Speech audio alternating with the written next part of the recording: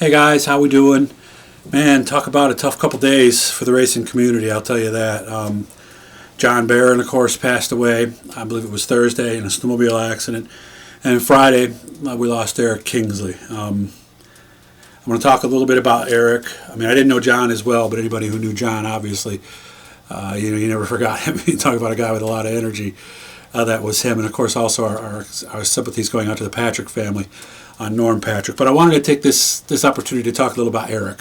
I worked for Eric Kingsley from 1990 to 1993 as the announcer at Utica Speedway and also at Fulton Speedway. He was the first one, technically, who hired me. He was the promoter. And, of course, Bub Benway, I believe, still owned the track at that time, and his wife, Giselle, was also there. Marcia Wetmore, of course, Dick Sweet, all that crowd on the outlaw circuit. Eric, he was the kind of guy that for somebody like me, for an employee, it took me a little while to really get to know him because in the early 90s, to be a promoter and to make it work in racing, you had to be tough. And you had to command respect, not just from the racers, but from the people that worked for you too. So it took a while for me to earn that respect because realistically, the first season I was horrible. I didn't even work the Victoria 200. They brought in Roy Sova and someone else to do that. And I remember going up to him before the race. It was like a week before when I found out that I wasn't going to do it and asking him. And he goes, "Doug, you've come a long way." I remember this like it was yesterday. From where you were to the end of the season, you came a long way, but you're not quite there yet. Keep doing what you're doing, and you'll be doing this event next year. And he was 100% right. But there's a couple of stories that I wanted to make sure that I got to here. Going way back to those, actually both of these were Utica Rome, as a matter of fact. I'm not sure which one of these came first. But there was a time we had a mic cable that wasn't working well at the track, and it was cutting out. And any of you who have been to Utica Rome knows, you're in that announcer's tower. You're only a few feet away from the fans. They can turn and look right at you. And I remember I wasn't sure what the problem was the first week. I came back the second week. I'm not sure if I mentioned anything to anybody about it or not. But the second week it was worse. And everybody's looking at me like, "Geez, Doug, what? Come on." And I remember I wanted to say something on the mic to kind of move the process along because I wanted to make sure we had it fixed. But what came out of my mouth wasn't exactly what I had hoped it to be. And of course, I don't remember the exact wording, but this is pretty close. We're real sorry about the problems we're having with the mic cable. We've got a bad mic cable here. And here's where I really screwed up. And hopefully we'll be able to scrape together enough money during the week to get another one. And as soon as I said it, I knew, man, that wasn't the way I wanted it to come out at all. And I could feel, because the announcer sits all the way to the right-hand side of the tower as you're looking at the racetrack. You're the one to the farthest right. And I don't know if this actually happened, but it sure felt that way. It seemed like everybody in the tower kind of moved away from me right after I said that. And I remember looking over my shoulder, and Marcia Wetmore just gave me a look like, she walked out of the room. So I kind of had a feeling that it wasn't going to go as well as I hoped it was going to. And sure enough, a couple minutes later, Eric came storming in, and he went up one side of me and down the other, and rightfully so, because I should have handled it differently. I should not have done that. But again, I wanted to make sure that it was done. I shut the mic off, took my medicine, because I knew, like I said, it was not the right thing to say. But the next week, I remember there's a brand new mic cable in the tower, and Eric was smiling about it when he showed it to me. But then I remember he showed me something else. As you look at the track of the tower, the wall that was right up here, there was a little mini noose, something he had bought in a convenience store or something like that. And it was a little small thing, couldn't even have choked a mouse.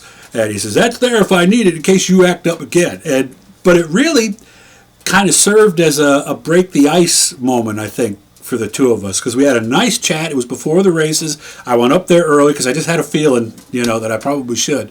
And we had a nice chat after he said that. And it was really the first time I got to know Eric Kingsley, and not Eric Kingsley, the track groomer promoter.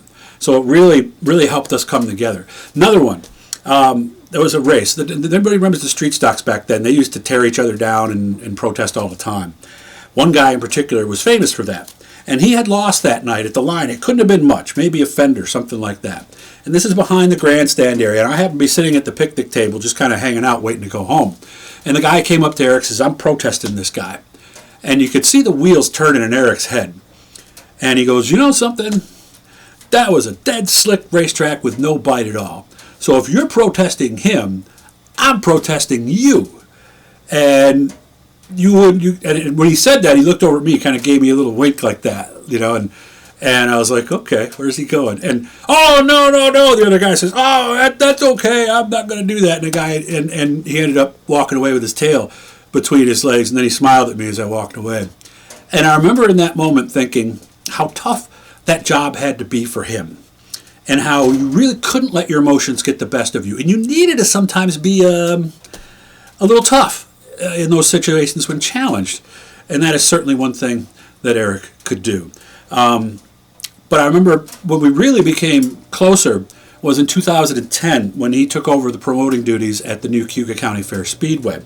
Didn't finish out the year, and what he did during the year was it was supposed to be only dirt car or sportsmen, but the numbers were so low that he kind of opened up to allow other racing tires, and dirt didn't like that, and I don't know exactly the scenes behind, but basically he left early. And I was writing the story before the season when he came in, and then afterwards, and it was like everything had changed, the whole relationship. I was writing for Syracuse.com. I had Doug's Dirt Diary. I wasn't just, his 2-night-a-week announcer, and it was amazing to see how things had changed, how we actually became friends. And then in the years after that, when he was doing track grooming at different tracks and things like that, it was always nice to see him. And like I said, the relationship had changed. He was very open. And one of the things people don't know about Eric was that he could be very silly. Especially after the races. I saw AJ, his son, put a picture up with himself in the foreground and Eric in the background, and Eric's, had his tongue sticking out like that. That was the Eric Kingsley that I got to know from 2010 until just recently here. And I remember we were at Super Dirt Week, and he was spreading the clay out on the track, and I was just kind of shooting some video. He goes, Doug, I'm going to need a few minutes. I can't leave right now. And I remember it was like, no, man, really? You got something to do? I'll wait. No problem. And that was the last time we talked on camera, was after that, when he went through the process and everything. And, you talk about a man that really we all owe a debt of gratitude to.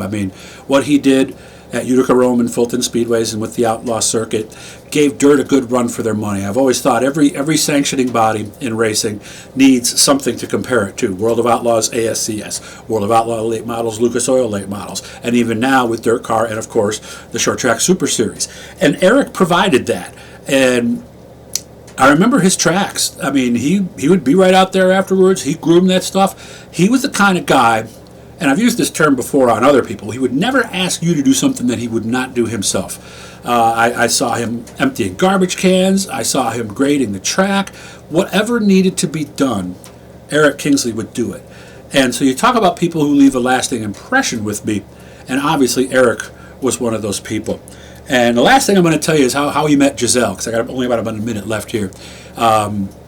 He was running VW mini sprints, and Giselle was handing out the payout. And he told me this story. I hope I don't get it wrong, guys. But he was so surprised at how low the payout was. He noticed earlier that there were no paper towels in the bathroom, and so he gave the money back to Giselle and said, why don't you use this to put some paper towels in the bathroom next week? And later they obviously got married, so obviously she took it the right way. Bub took it the right way. But Eric, I'm going to miss you, man. I was looking forward to doing a piece with him where we were going to talk about his history, the VW mini sprints, to meeting Giselle, getting together with Bub to run the track. And I guess maybe that's our reminder, to never forget when you're going to do something. Don't put it off. I wish I hadn't put it off. And again, our thoughts and prayers are with his family, of course, Johnny Barron's family, and the Patrick family during these tough times. I'm going to try to get some more stuff for you this week on that, and maybe try to do some other things, but I'm going to try to up it a little bit here myself now that I'm feeling better. So, again, thank you, Eric, and thank you for teaching me a lot, and thank you for what you did for racing.